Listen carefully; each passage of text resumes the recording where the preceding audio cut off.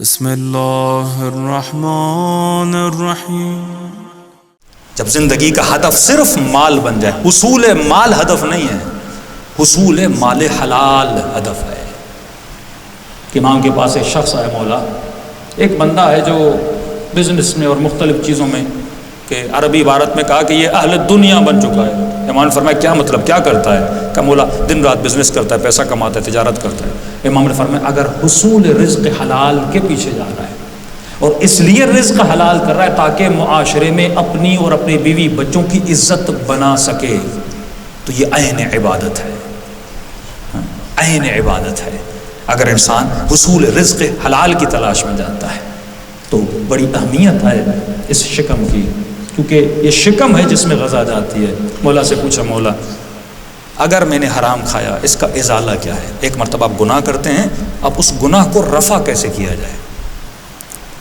تو ایک تو معصوم فرماتے اگر تم نے یہ دیکھو کہ جب حرام کھایا تھا وزن کتنا تھا اور آج وزن کتنا ہے، کل میں نے آپ کو بتایا تھا، تو اتنے روزے رکھو وہ حرام کا گوشت گل جائے۔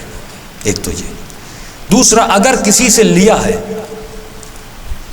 کسی کا مال غصب کیا ہے، اسے کیا کرو؟ واپس کرو۔ اگر وہ تجھے نہیں مل رہا تو فرمایا رد مظالم کی نیت کر کے اس مال کو دے دو، اور پھر کوشش کرو نئے سرے سے حلال رزق کی کمائی کی۔ ایک واقعہ شاید میں نے پچھلے سال سنایا تھا کہ حرم امام حسین میں خادموں کا ایک ہیڈ تھا، وہاں پہ پوسٹ ہوتی ہیں جو تمام تر خادموں کا جو مینجمنٹ سنبھالنے والا ہے، اس کا انتقال ہو گیا۔ انہوں نے کہا کہ اب ہم حرم کی مینجمنٹ کا ہیڈ کس کو بنائیں؟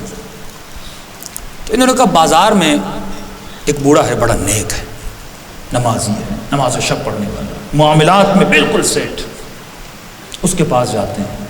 اس کے پاس آئے، میں فرضی نام دے رہا ہوں، مثلاً حاج حسن کے پاس آئے، کہنے لگے حاج صاحب آپ آ جائیے، حرم کا خادم مر چکا ہے، پوری کربلا میں اگر کوئی نیک بندہ ہمیں نظر آ جائے آپ ہیں، اور آپ اس پوسٹ کے لائق۔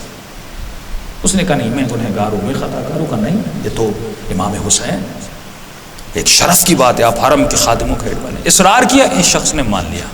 اس کا کام کیا تھا؟ عطر بیچتا تھا، تسبیحیں بیچتا تھا، خاک شفا بیچتا تھا، اس کا یہ کام تھا۔ دکان تھی، زائر آتے تھے، بیچ کے دیتا تھا۔ آ گیا حرم میں، ہفتہ گزرا، اچانک حرم کے صحن میں شور و شرابہ ہوئے، خاتون چیخنے لگی، چلانے لگی، دوڑے دوڑے پہنچا، کیا ہوا ہے خاتون؟ کہا کہ آپ کون ہیں؟ کہا میں خدام کو سنبھالتا ہوں۔ کہا آپ کیسے خادم ہو امام کے؟ میرا پرس حرم امام حسین میں چوری ہو گیا، آپ کی ذمہ داری ہے ہمارے مال کی، ہمارے جان کی حفاظت کریں، آپ کیسی خادمی کر رہے ہو؟ اس نے کہا میں ڈھونڈتا ہوں۔ کہا نہیں، سب کا چیک اپ کرو، شاید انہی ظاہروں میں سے میرا کسی نے پرس اٹھایا ہوگا۔ اس نے سب سے معذرت کی، حرم کے دروازوں کو بند کیا، کہا میں جانتا ہوں آپ لوگ چور نہیں، امام کے ظاہر ہیں، لیکن اس کو مطمئن کرنے کے لیے میں سب کی چیکنگ کروں۔ سب کو چیک کیا، کسی سے پرس نکلا نہیں۔ خاتون اور چیخی، کہا اگر میرا کوئی چور ہے نا تو ہے، جب سے تو آیا ہے چوری ہونا شروع ہو گئی۔ اس نے کہا مجھے 2-3 دن کی مہلت دو، میں آپ کا پرس ڈھونڈ کے دوں گا، اگر نہیں ملا پرس میں پوری کربلا میں تجھے بدنام کروں گی، کیونکہ جب سے تم ایڈمنسٹریشن میں آئے ہو تو میری چوری ہو گئی ہے۔ کہتا ہے پورے 3 دن حرم کو چھان مارا لیکن کہیں پرس نہیں ملا۔ کہتا ہے آخری رات امام کے حرم میں گیا، میں نے کہا مولا میں تو آنا بھی نہیں چاہتا تھا اس کام پہ، جب سے آیا ہوں میرا نام خراب ہو رہا ہے، ایک عورت چیخے گی، پکارے گی، میرے نام کو خراب کرے گی، مولا میری عزت کیا رہے گی اس شہر میں ایک عزت دار انسان ہوں۔ کہتا ہے میں 2 رکعت نماز پڑھی، گھر چلا گیا، رات کو سو گیا۔ خواب کے عالم میں امام حسین کو دیکھا۔ کیا دیکھا؟ مولا کا حرم ہے، حرم کے صحن میں آقا حسین کھڑے ہیں، ایک چھوٹی سی کرسی ہے جس پہ مولا کھڑے ہو گئے، اور بلند بلند آواز میں کرے لوگوں آ جاؤ میں تجھے بتاؤں کہ حسین کا چور کون ہے۔ کرے لوگ جمع ہو گئے، زائر جمع ہو گئے، میں بھی گیا کہ امام بتائیں میرا چور کون ہے۔ بلند بلند آواز میں کرے لوگوں جمع ہو جاؤ، اے میرے زائروں آ جاؤ میں تجھے بتاؤں کہ حسین کا چور کون ہے۔ آج حسن کہتا ہے میں بھی قریب کھڑا ہو گیا کہ بس مسئلہ حل ہو گیا، مولا چور کا نام بتائیں گے۔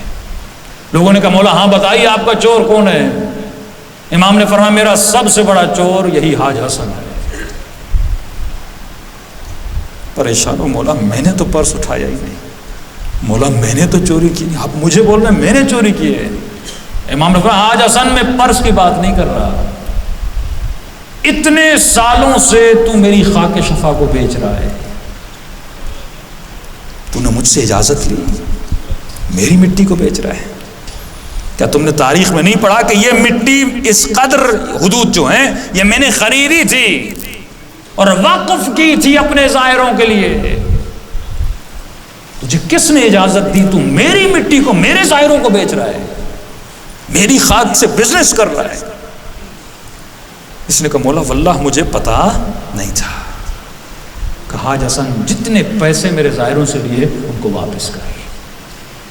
رہی بات اس خاتون کے پرس کی، میرے حرم کے باہر ایک فقیر سوتا ہے، اس نے اس خاتون کا پرس اٹھایا ہے، جس بستر پر سوتا اس بستر کے نیچے اس نے زمین کھود کے اس کے اندر پرس چھپایا ہوا ہے۔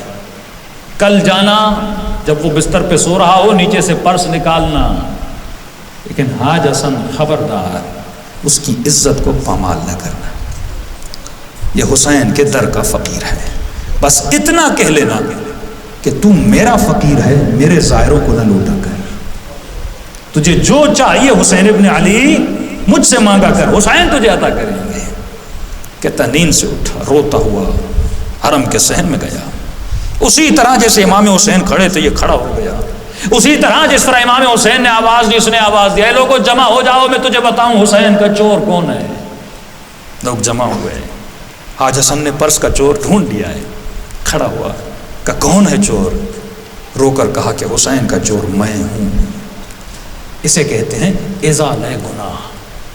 اگر خطا کی ہے تو خطا کا ازالہ کر، اگر قضا نمازوں کی توبہ کر رہے ہو تو توبہ صرف اس کا گریہ نہیں ہے جب تک وہ قضا نمازیں ادا نہیں ہوتی، اگر خمس نہ دینے کی توبہ کر رہے ہو تو جب تک ادا نہیں ہوتا تب تک توبہ قبول نہیں ہے، اگر کسی کا مال کھائے جب تک واپس نہیں کرتے تب تک توبہ نہیں ہے، اگر قطع رحم کیا ہے کئی سالوں سے بہن سے بھائی سے رشتہ داروں سے تمہارا کوئی تعلق نہیں، اس کی توبہ یہ ہے کہ ان سے جا کے مل، ازالہ گناہ کر، تب جا کے خدا راضی ہوتا ہے۔ اس نے پہلا ازالہ یہ کیا کہ لوگوں کو بتایا کہ اے لوگوں حسین نے کہا میں حسین کا چور ہوں۔ کہا حاج حسن کیسی باتیں کر رہے ہو، ہم نے آج تک تمہاری زندگی میں گناہ تک نہیں دیکھا، کہ ایک گناہ ایسا کیا جس کا مجھے پتہ نہیں تھا، میں نے حسین ابن علی کی اجازت کے بغیر حسین ابن علی کی مٹی کو بیچا ہے۔ پورے کربلا میں اعلان ہے جس نے مجھے پیسے دیے ہیں آ کر مجھ سے واپس لے لے۔ کہتا ہے پوری دکان کو بیچ ڈالا اس نے، لوگوں کے پیسے دیے، اور جو یاد نہیں تھا اس نے رد مظالم کی نیت سے دیے۔ اس کے بعد اترا اور سیدھا گیا اس فقیر کے سرہانے، اس خاتون کے پرس کو نکالا۔ فقیر پریشان ہوا، ہاتھوں کو جوڑ کے کہنے لگا میری عزت کو پامال نہیں کرنا، میں ڈیلی یہاں پہ بیٹھتا ہوں، یہی میرا روزگار ہے۔ اس نے کہا گھبراؤ نہیں، تیری عزت کی ضمانت حسین نے خود لے لی ہے، تجھے پریشان ہونے کی ضرورت نہیں ہے، بس مولا کا ایک پیغام ہے کہ میرے زائروں کو لوٹا نہ کرو، تجھے جو چاہیے وہ حسین ابن علی تجھے عطا کریں گے۔ اسلام کے دو ورژن ہیں جس پہ کل گفتگو، یہ ورژن حسین کا ورژن ہے، ایک یزیدی ورژن ہے اسلام کا، ایک حسینی ورژن ہے، کہ دنیا سے جانے کے بعد بھی اخلاق کا درس دے رہے ہیں۔